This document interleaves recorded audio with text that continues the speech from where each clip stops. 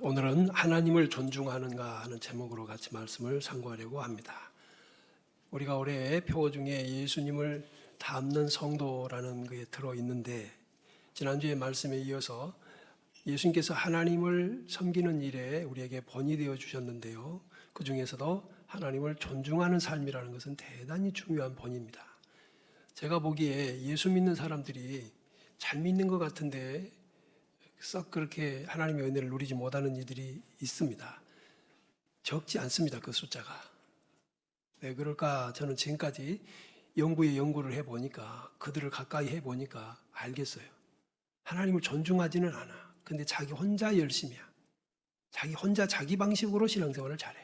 그래서 문제가 되는 거예요. 그래서 제가 이것을 수년 전에 우리 교회에서 하나님을 존중하자는 그 표어를 걸고 한번 말씀을 전하고 1년 동안 훈련한 적이 있는데, 이번에도 또 해야 할 이유가 있으니까 제가 이렇게 말씀을 전하려고 합니다. 존중이라는 말은 높이고 귀히 여긴다는 뜻이죠. 그러면 존중이 정말 피부에 와닿도록 우리에게 이해가 되는 말은 뭘까 생각해 보니까 반대말을 찾으면 되겠더라고요. 존중의 반대말이 멸시, 업신여김, 조롱, 이런 것들이에요. 그럼 여기서 조롱은 또 사전에 찾아보니까 비웃거나 깔보면서 놀리는 겁니다. 업신여긴다는 것은 교만한 마음에서 남을 낮추어 보거나 하찮게 여긴다는 것이. 근데 성경에 보면 하나님을 업신여기지 말라는 말씀도 있거든요. 자, 그러면 먼저 하나님을 존중하는 건 누가 하냐면 하나님의 백성들이 할 거예요. 그러니까 교회 안에 교인들이 한단 말이에요. 그러면 또 하나님을 무시하는 사람 누가 하느냐? 교회 안에 있는 사람이 하는 거예요. 저 불신자를 놓고 성경이 기록된 게 아니에요. 맞죠? 자, 그러면 또 하나님을 무시한다는 그 무시의 뜻은 뭐냐면 존재의 의의나 가치를 알아주지 않는다, 그런 뜻인 것 같아요. 자, 이것이 어떤 것일까 성경에 찾아봤어요. 마태복음 27장에 그 내용이 들어있어요. 우리 주님 마태복음 27장을 보면 겟세마네에서 기도하시다가 로마 군인 유대군인들에게 스스로 잡혀주시잖아요. 내가 여기 있다 하고 잡아간. 그래서 잡혀서 새벽에 빌라도 총독의 관저에 갑니다. 그리고 그때 그 새벽같이 대제사장들과 장로들, 서기관 바리새인들, 소위 말해서 평소에 예수님에 대해서 이를 갈던 그들이 예수님을 죽이려고 모여들었습니다. 그리고 거기서 저지른 만행이 27장에 잘 기록되어 있는데, 그중에 특별히 28절 이하에 보면 그들이 모여서 하는 짓이 뭐냐면 예수님의 옷을 벗기고 홍포를 입혔다 그랬어요. 붉은 천을 갖다가 둘러놓은 겁니다. 왜?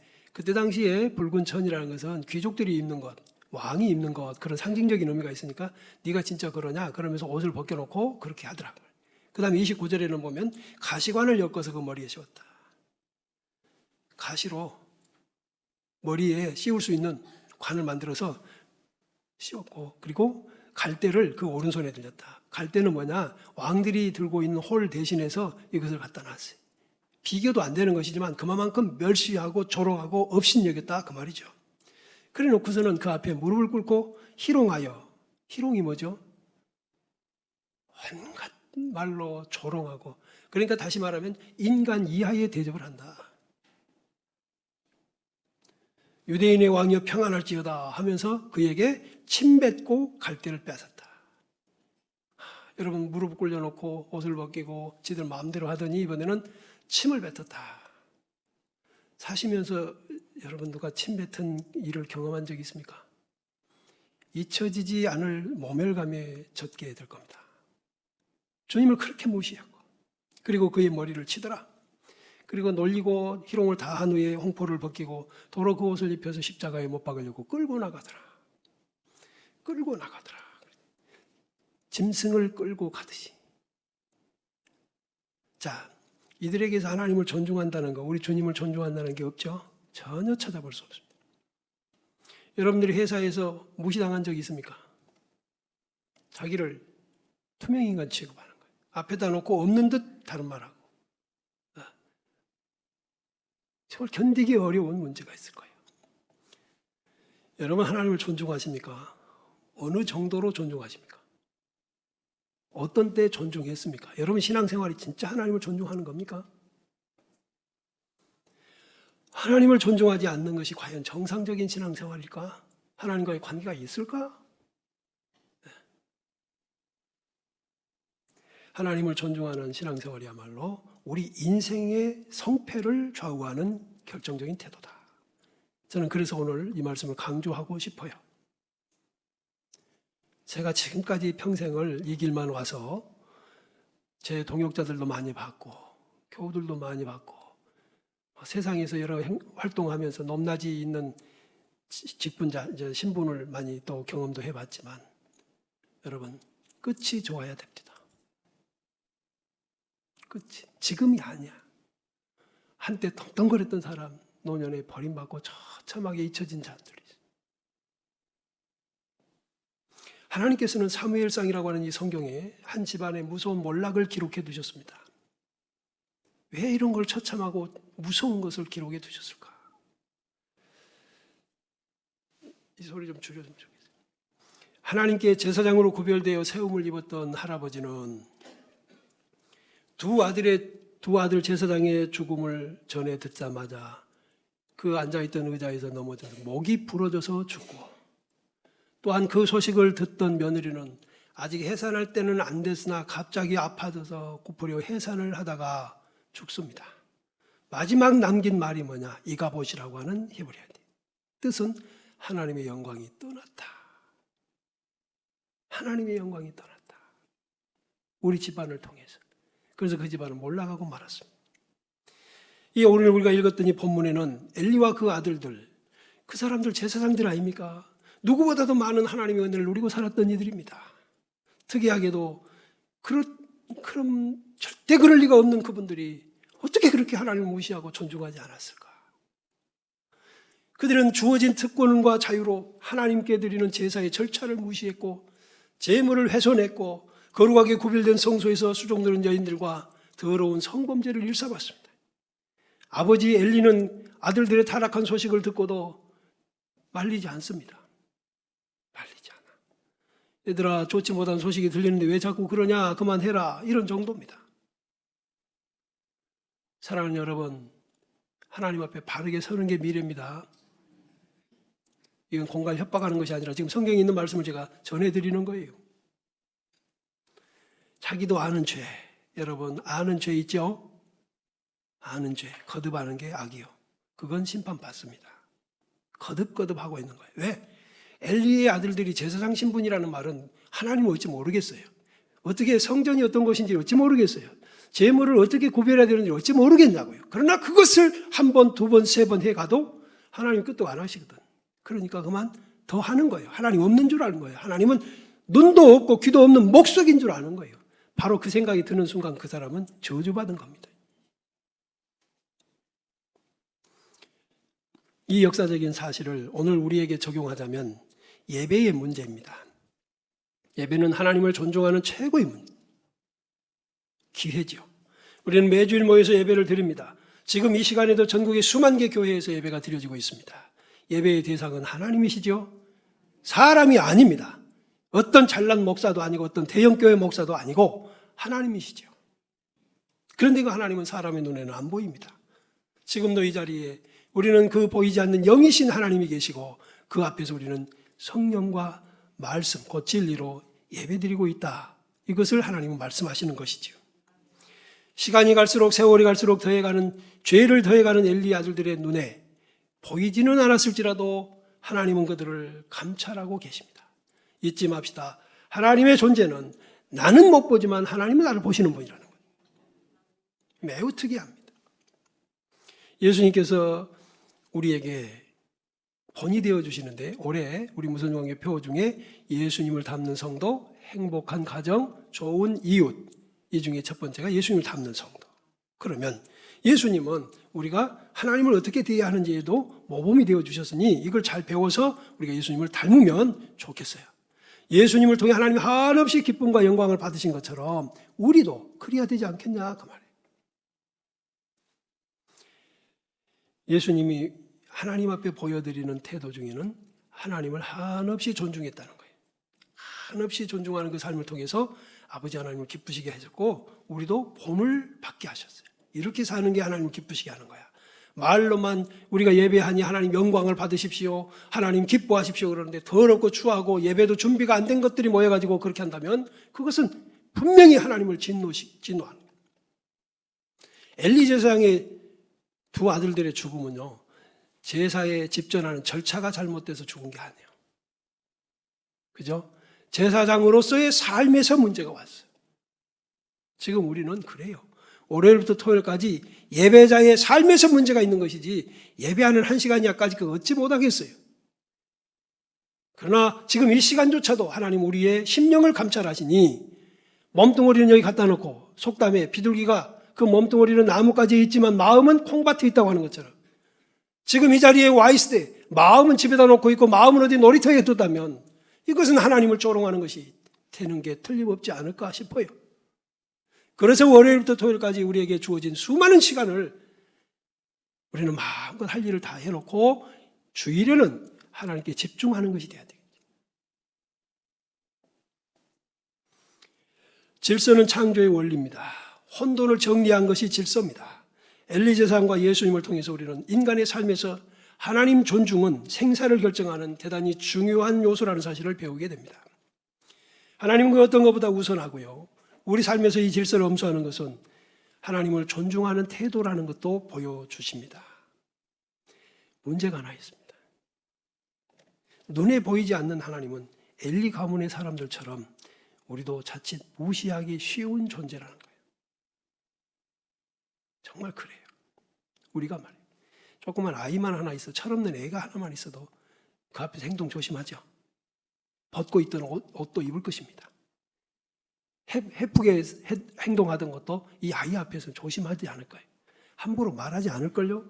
근데 어찌 하나님이 계시다고 하면서 그 앞에서 그렇게 거짓말을 일삼고 사기성 있는 행동을 하고 그렇게 음담패설을 즐기냐? 그래 놓고 와서 예배를 드린다? 그게 문제라는 거죠. 여러분, 예배의 성공이 인생의 성공입니다. 그러니까 마귀는 우리가 그 인생의 성공 못하게 하려면 뭘 못하게 하냐면 일상생활에서 예배자의 삶이 흐트러지게 만드는 거예요. 하나님을 잊어버리게 만드는 거예요. 하나님 보이지 않으니까 없다고 생각하게 만드는 거예요. 착각하는 겁니다. 그래서 실패하는 거죠. 정욕대로 살고 생각나는 대로 살고 형편대로 사는 거예요. 그렇지 않죠. 여러분, 제사장은요 정말 구별된 삶을 살도록 요구받았어요. 그만큼 주신 특권도 많지만 그만큼 감당해야 할 의무도 있었던 거예요. 우리는 이 세상을 변혁시키기 위해서 세상에 뿌려진 소금입니다. 하나님께서 뿌려놓은 소금이라고요. 우리가 여기서 그 역할을 감당해야만 맛을 잃어버린 소금이 되지 않아야만 하나님이 원하시는 세상을 만들어 가실 수 있을 것이죠. 우리가 먼저 들어오죠. 우리가 먼저 세상과 똑같아져요. 제사장들이 이 지경인데 백성들은 어쩌겠어요. 오늘날 그래서 저는 목회자와 교회 충직자들이 이 말씀 앞에서 굉장히 두려워져야 된다는 생각을 해요. 우리 정말 두려워해야 된다, 하나님을. 하나님을 존중하지 않는 태도, 보이지 않는 하나님의 존재를 쉽게 무시하고 죄에 대한 징벌이 속히 이루어지지 않으니까 반복적으로 죄를 짓는 것은 바로 하나님을 무시하는 거예요. 이래도 괜찮아. 하나님 업신여겨? 봐요. 자, 여러분, 아까 예수님께서 빌라도 법정에서 그 자신을 그냥 내놓으셨어요. 그때 누가 우리 주님을 존중해 줍니까? 요즘 같으면 인권위원회 같은 게 있잖아요. 누가 우리 주님을 단 한 사람이라도 그랬냐고요? 없잖아요. 근데 왜 우리 주님은 거기서 그 큰 능력을 사람을 죽이고 살리고 하시던 그분이 왜 거기 가만 계셨을까요? 존중하지 않아도 된다는 뜻이 아닙니다. 여러분, 바로 그게 문제라는 거예요. 하나님이 참고 계실 때 우리가 하나님을 존중할 수 있는가? 그게 인격적인 신앙생활이에요. 이스라엘 백성은 자신들을 노예에서 구해주신 하나님께 감사하고 그 말씀을 따르는 대신에 자주 원망하고 불순종했습니다. 거기에 대한 하나님의 진노가 자주 오지 않고 하나님이 오래 참아주시는 것을 그들은 오히려 오해하기 시작한 거예요.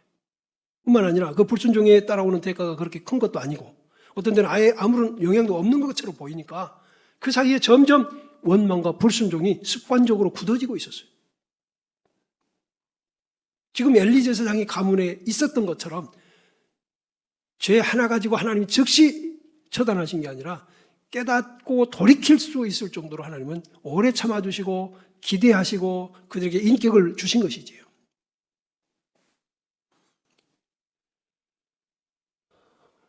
한 2주 전에 저희 집에 오셨던 어느 목사님들과 대화 중에 한 분이 젊어서 예수를 믿었다가 타락하고 그러다가 늦게서 예수를 믿게 된 분, 남자분 얘기를 합니다. 얼마 못 가서 그분은 몸에 중병이 걸렸고 병원에 입원을 하셨고 목사니까 신방을 가게 됐는데 가서 기도해 주다가 보니 그 환자 누워있는 남자분의 가슴에 뭔가가 문제가 느껴지더라는 거예요. 슬쩍 스치듯 봤는데 가슴에가 멍이 막 들어있는 거예요. 그래서 보호자를 살짝이 불러서 이거 어찌 된 거냐 그러니까 자기가 자기 가슴을 쳐서 그렇다는 거예요. 얼마나 쳤으면 멍이 들어버린 거예요. 들어놓아가지고 자기의 젊은 시절을, 건강했던 시절을, 돈 많았던 시절을, 그 많은 시간을 마음대로 할 수 있었던 그 시간을 한없이 후회하면서 자신을 치고 내가 왜 그랬을까? 내가 왜 그랬을까?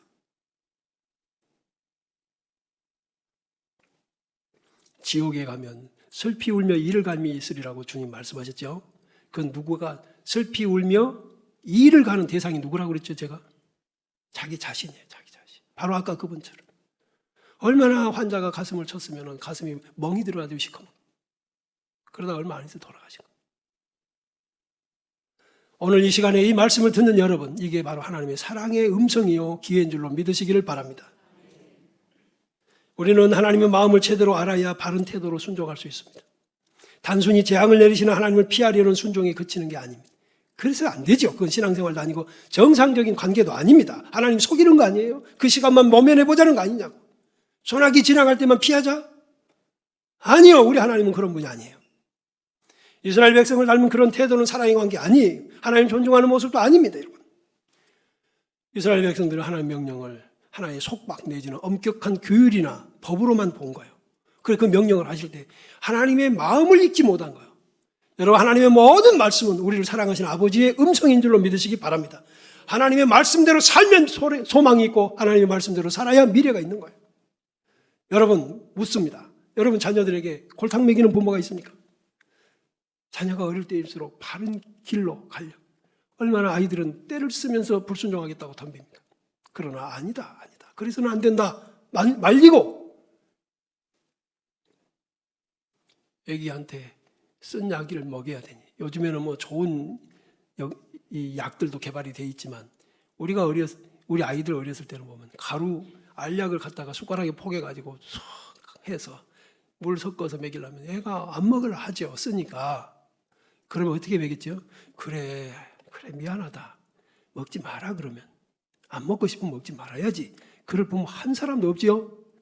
어떻게 먹겠어요? 코를 막아. 그러면 입으로 숨을 쉬겠다고 입을 열니까 그때 집어넣어. 그러면 아이는 또 뒤집어져. 그러면 여러분은 박수치는 그래 그러다 죽어라. 그런 부모 없잖아요. 그리고 그 쓴 약 몇 번만 먹으면 아이는 열도 내리고 정상으로 돌아오지 않습니까? 왜 그렇게 했습니까 여러분? 내 자식이니까. 사랑하니까. 아이의 미래를 위해서. 예수께서 이 세상에 오셔서 십자가에 죽으신 것은 우리 같은 더럽고 추한 죄인들이 하나님 앞에 아무런 가치도 없는 것들이 하나님의 자녀 되게 하시려고. 그래서 하나님 아버지라고 부르게 하시려고. 그러니 하나님 아버지는 우리에게 쓴 약도 주시고 멀리 내다보게 하시고 미래를 도모하게 하시는 지혜로운 아버지가 되시는 게 맞지요? 그래서 그분이 주시는 명령은 너 네 본성대로 하면 안 돼. 그 더러운 일 하지 마라. 눈앞에 이익이 어둡지 마라. 소탐 대실하지 마라. 누가 성숙하냐? 이 말씀을 왜 하셨지? 부모를 이해할 수 있는 사람, 그 정도 되면 성숙한 거예요. 이스라엘 백성들이 자신을 향한 하나님의 선하신 마음을 보지 못하니까 단지 주어진 명령을 불평하고 오늘의 환경이 거칠다고. 여러분, 가나안 땅은 광야 건너편에 있습니다. 지금 우리의 이 고통이 이유 없는 게 아니라 천국의 낙원을 향해 가는 길입니다. 어느 때에 하나님을 존중하랍니까? 존중은 선택과 결정에 있어서 주어진 자유를 어떻게 쓸 거냐 하는 주제입니다. 내가 뭘 선택을 하고 결정을 하려고 하는데 내가 이렇게 할 수도 있고 저렇게 할 수 있는 이때에 첫 번째 고려 대상이 하나님이어야 된다 그런 뜻이라고요. 내가 마음대로 할 권리가 주어졌을지라도 방종이 아니라 하나님의 눈앞에서 하나님의 십자가의 은혜를 받은 자답게 써야 된다, 그 말이에요. 그게 세상에서는 조롱거리입니다. 그렇지 못한 수많은 사람들 틈에서 그렇게 하려면 우리의 선택은 그들에게 조롱거리가 되고 그들이 이해 못하는 것이 됩니다. 그러나 우리는 딱 한 분, 하나님이 이해하고 계시면 됩니다. 아멘. 그래서 몇 가지 제가 구체적으로 우리 주님이 어떻게 하셨는가 말씀드릴게요. 어떻게 하면 하나님을 존중하는가? 방법이 뭔가? 첫째, 삶의 모든 영역에서 하나님의 절대 주권을 존중하라는 거예요. 내 삶의 모든 부분, 이것은 내가 마음대로 하고 저것은 하나님이 알아서 이게 아니고 내 존재 자체가, 특별히 내 자신과 관련된 문제를 해결하는데 참고해야 합니다. 이건. 무조건 사람들이 자기 유익은 구하거든요. 자기는 잘한다고 하거든요. 그러지 마세요. 자기 잘못한 거 정당화하고 변명거리 찾지 말고 잘못했으면 회개하고 심령을 감찰하시는 하나님 앞에서 최선을 다하고 있는가 봐야 돼요. 잠언 16장 2절에 보니까 사람의 행위가 자기가 보기에는 모두 깨끗하여도 여호와는 심령을 감찰하신다. 여러분, 마음이 문제입니다. 마음. 우리는 마음에 없는 선물도 해봐요. 마음에 없는 말도 해보잖아요. 저는 정말 칭찬을 잘하는 분 한 분 알고 있습니다. 제가 여수에 왔을 때 그분이 가장 먼저 저에게 접근하셨고 저를 한없이 칭찬하셔서 저는 진짜 제가 그렇게 멋있는 사람인 줄 알았어요. 근데 그분과 함께 어떤 식당을 갔는데 그분이 아시는 식당이었어요. 식당은 분식집처럼 얼마나 좁았는지 왜 나를 식사하자고 하더니 이런 곳으로 데려왔을까 하는 생각이 들 정도로 좁은 곳이었어요. 가서 둘이 시멘트로 꾸며놓은 이 바닥 위에 올라 앉았는데 겨우 둘이 마주보고 앉을 정도고 하는 통로가 있는 정도. 근데 그 작은 상에다가 주문한 것을 갖다 주시는데 그때 막 칭찬하시는 거예요. 이분의 음식 솜씨가 보통이 아니라 심지어 일본에서도 왔다고. 어쩌다가 지나가다 들렸겠지만. 그러자 그걸 갖다 놓으신 그분이 화를 바로 내는 거야. 좀 그만하라고. 그만하시라고. 내 앞에서. 맨날 그런 말씀을 하시니까 나는 무엇이 진짜인지 모르겠다고 하더라고요. 그 말은 저희가 아주 충격적으로 지금도 남아있는 기억입니다. 마음이 없는 칭찬은 얼마든지 해낼 수 있다는 거지. 근데 하나님 우리의 마음을 감찰하시니 찬송 하나를 불러도 우리의 마음에서 우러나온 건지 헌금 한 푼을 받으셔도 우리의 마음에서 나온 건지 이 예배 한 시간도 지금 마음이 있는 건지 우리 하나님을 살피고 계시니 우리 외모가 문제가 아니더라는 거예요. 어찌 잊어버리냐? 어찌? 두 번째, 이해 득실을 따질 때 하나님을 생각하십시오. 이거 놓치고 그동안에 살아오는 동안 눈앞에 이익에 매였던 거 회개하셔야겠지요. 감정에 매여서 하나님을 아프시게 한 것이 생각나거든 회개해야 할 겁니다. 어떤 상황이나 사람을 판단할 때 판단착오가 없도록 우리 기도해야 됩니다. 다시 말하면 내 이익을 앞세우고 내가 기준이 되면 판단착오 분명히 오게 됩니다. 선택과 판단의 기준은 뭐냐? 성경입니다. 눈앞의 이익보다는 미래를 도모하라는 게 성경의 가르침이고 공의와 정의를 실행하라고 말씀하시는 게 하나님의 뜻입니다. 그런데 공의를 굽게 하고 내가 좋아하는 쪽으로 내가 원하는 쪽으로 나를 보존하는 쪽으로 간다? 아니요. 나의 생과 사를 결정하시는 이가 하나님이신 것을 엘리 제사장 집안을 통해 우리에게 공포하시고 계십니다. 세 번째, 선택입니다. 또 욕심과 감정에 매이지 말고 하나님 말씀을 기준해서 하나님을 존중하는 삶이 되도록 해야 할 텐데 이 부분에 있어서 저는 여러분께 다윗을 소개하고 싶어요. 다윗은 어린 시절에 사울 왕의 눈에 간택되어졌습니다. 그리고 그냥 다짜고짜로 그 부모의 허락도 없이 이 소년을 데리고 자기 왕궁으로 데려가서 씁니다. 왕이 쓰겠다는 데는 영광이기도 하겠지요. 그러나 얼마 후에 보니까 다윗의 인기가 자기를 능가하자 왕위가 자기 아들에게 갈지 않을 것을 염려하게 되고 그리고는 다윗을 죽여 없애겠다고 합니다. 그래서 사울 왕은 많은 기회를 만들어 다윗을 죽이려고 애를 쓰지요. 여러 차례 다윗을 향해 창을 던지고 칼을 던집니다. 그가 용케도 피해서 살아나 도망을 갑니다마는 도망가 있던 그를 향해서도 어찌하든지 죽여서 없애서 다윗이 세상에 없게 만들고야 말겠다는 생각으로 군사를 풀고 추격을 하지요. 그 세월이 10여 년이 갑니다. 적지 않은 세월입니다. 다윗은 고향산천 떠나게 됩니다. 아버지 어머니 만날 수도 없습니다. 성전에 가서 예배할 수도 없습니다. 광야를 헤매다가 황무지를 헤매다가 토굴 속에 살고, 그러던 어느 날 제 발로 사울 왕이 다윗이 깊이 숨어있는 굴 속으로 들어옵니다. 그 속에 다윗이 숨어있을 건 꿈에도 생각 못한 사울은 무방비 상태로 놓지. 그때 뒤에서 찌르면 죽을 겁니다. 근데 살려내보내지.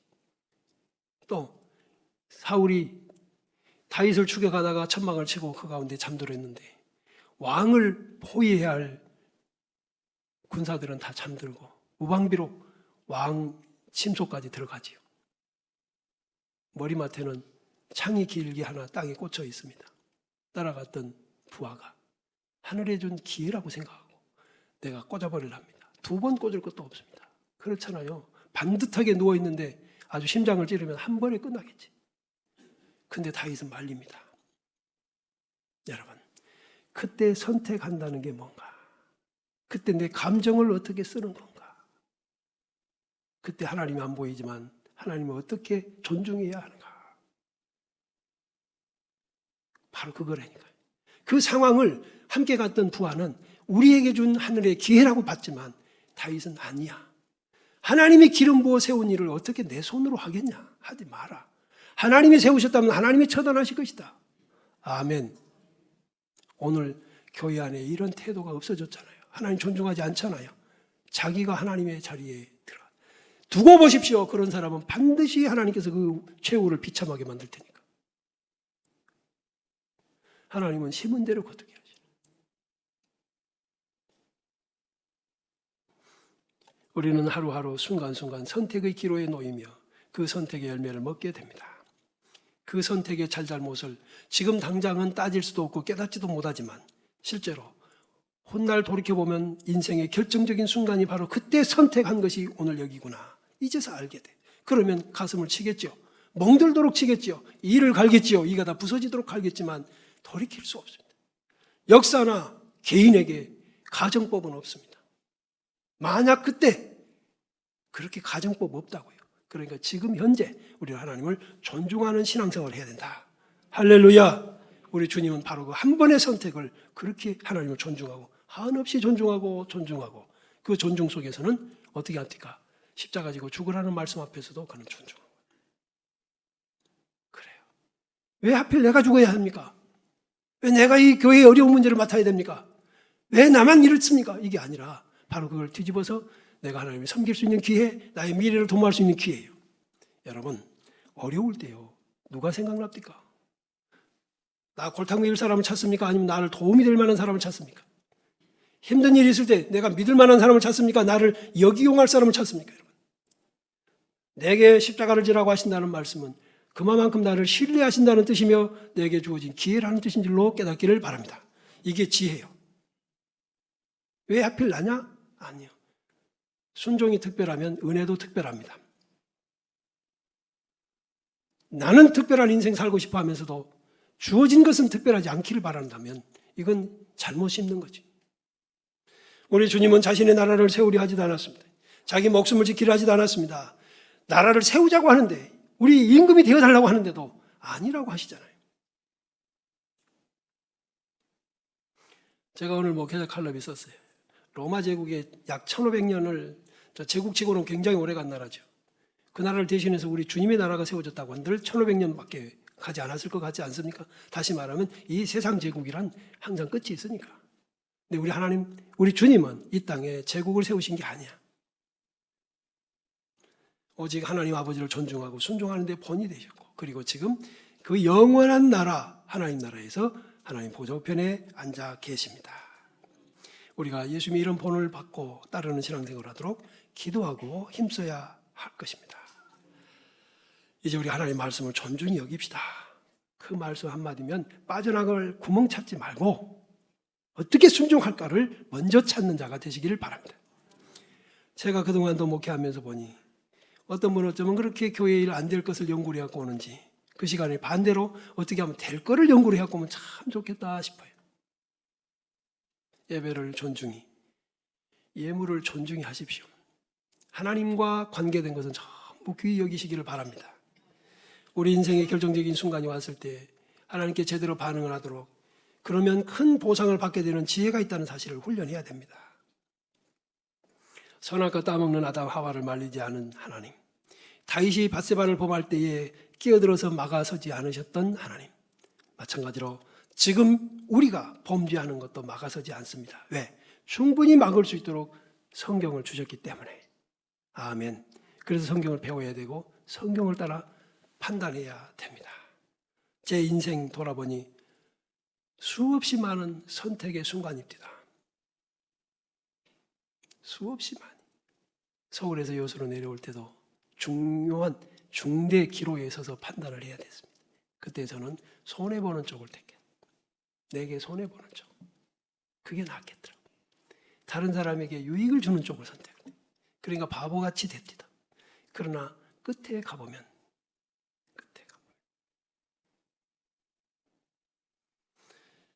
우리가 이미 받은 하나님의 말씀을 따라 하나님을 존중하는 자세로 죄를 짓지 않도록 주의하고 사는 훈련, 이것이 우리에게는 지혜입니다.